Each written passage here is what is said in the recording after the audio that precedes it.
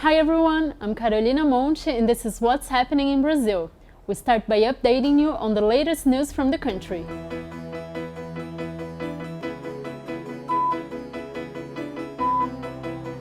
Former Brazilian President Fernando Collor de Mello was arrested on Friday, April 25th. He was sentenced to almost 9 years in prison due to crimes of corruption and money laundering. Collor is accused of receiving bribes in a corruption scheme. He was the president of Brazil between 1990 and 1992 and renounced while responding to an impeachment process. According to the operation, retirees and pensioners had amounts withdrawn without authorization. There were more than 6 billion reais stolen between 2019 and 2024, and about 5.5 million people were affected. The multi-award-winning Brazilian film I'm Still Here premiered at the 15th Beijing International Film Festival on Saturday the 26th. Tickets for the first screening of the film, directed by Walter Salles and starring Fernanda Torres, sold out in less than 2 hours.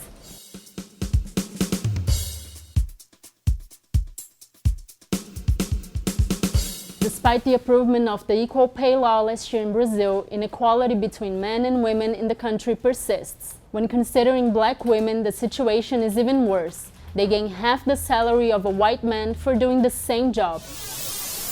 In Brazil, female workers are paid 20% less than men, even when doing the same activities.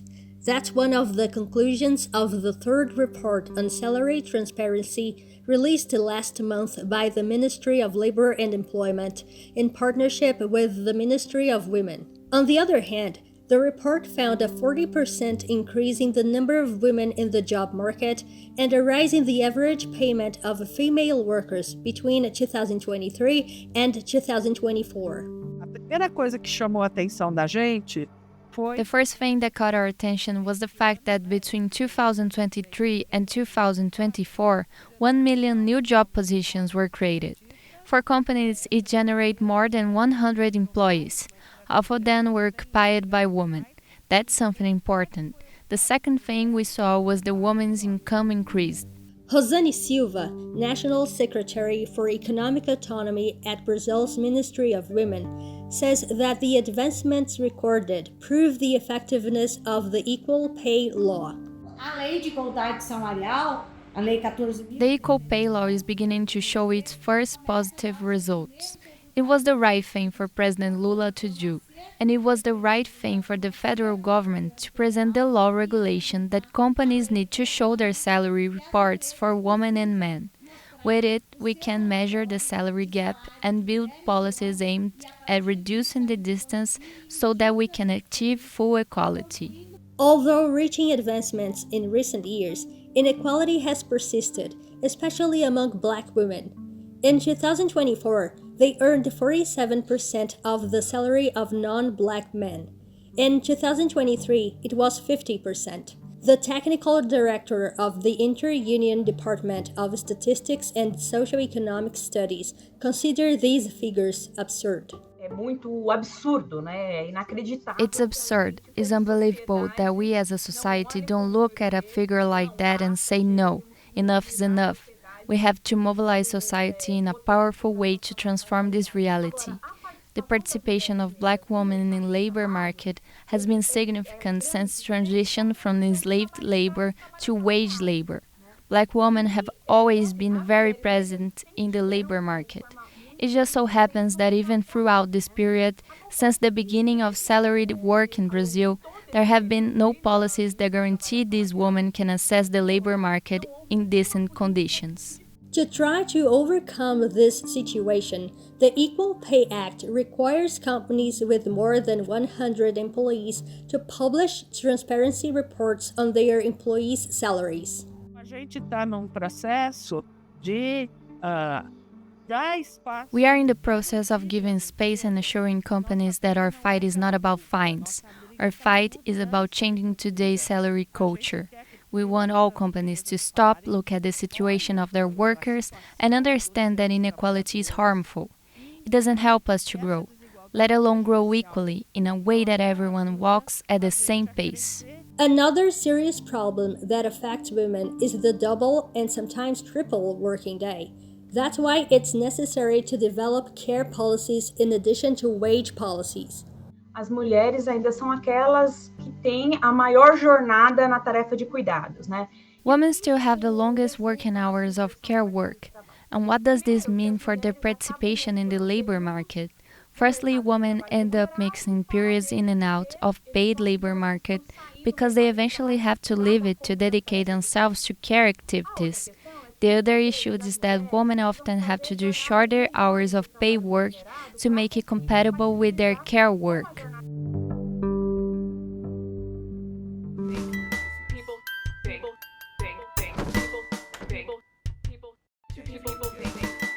The community garden Morro da Cruz, Periferia Feminista, in the city of Porto Alegre, Rio Grande do Sul's capital, was created in 2021 amid the COVID-19 pandemic and the worsening of food insecurity. The initiative is managed by the collective Periferia Feminista and aims to promote women's autonomy, strengthening community bonds, and creating opportunities for joint actions.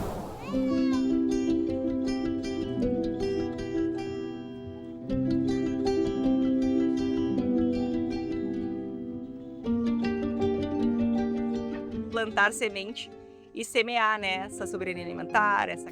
Planting seeds and sowing food sovereignty, agroecology, autonomy, and the organization of the collective, a collective of women from Morro da Cruz.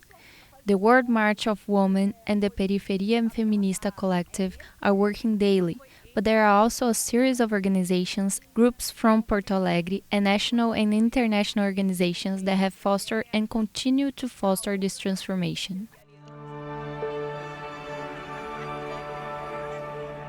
In 2024, coping with the floods that devastated the state of Rio Grande do Sul, the community garden became a solidarity kitchen to address the community's demands. Em maio de 2024, aconteceu... In May 2024, that tragedy happened, the worst environmental and criminal tragedy our state has ever suffered. It was during this period that our kitchen opened its doors to the community. So we started to welcome the flood-affected families into our kitchen, producing lunchbox. And over those months, we distributed around 1,000 or more meals a day to these families. Our kitchen has remained open since May last year. We haven't closed and continue to serve our community. Nadia leads the community garden kitchen. Estou aqui desde a enchente de maio. I've been here since the flood in May. We have made more than 1,500 meals to give to the people on the streets in the impoverished neighborhoods, to the people who are helping with the housing. It started in a very small improvised kitchen, which wasn't even inaugurated, but now the project is going to grow to help all the people in need of food.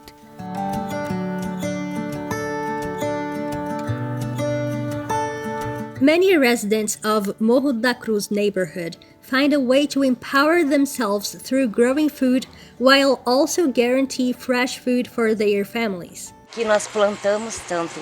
Here we plant both for us and for the Solidarity Kitchen, spices, vegetables.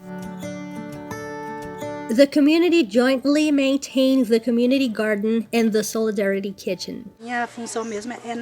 My work is in the garden, planting, harvesting, and cleansing. It's like Andrea said, that's our ground where we grow vegetables to our kitchen.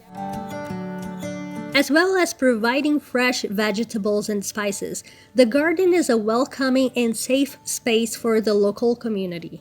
Espaço de acolhimento, espaço seguro para mulheres, crianças, adolescentes. It's a welcoming space, a safe space for women, children, and teenagers. Today we have a lot of children who come and go to our vegetable garden. We also work together with Morro da Cruz Municipal School. We do a lot of activities and discussions because it's not just about planting, it's not just about preparing food. It's also a space where we debate and fight for our rights. Here in Morro da Cruz, we have been suffering from water insecurity for many years. Even in periods of extreme heat, there is water rationing in impoverished neighborhoods. There are families that have gone for more than 60 days without water. So this is also very much part of our debate here, our mobilization and the popular and women's organizations in our constant struggle for rights and dignity in impoverished areas as well.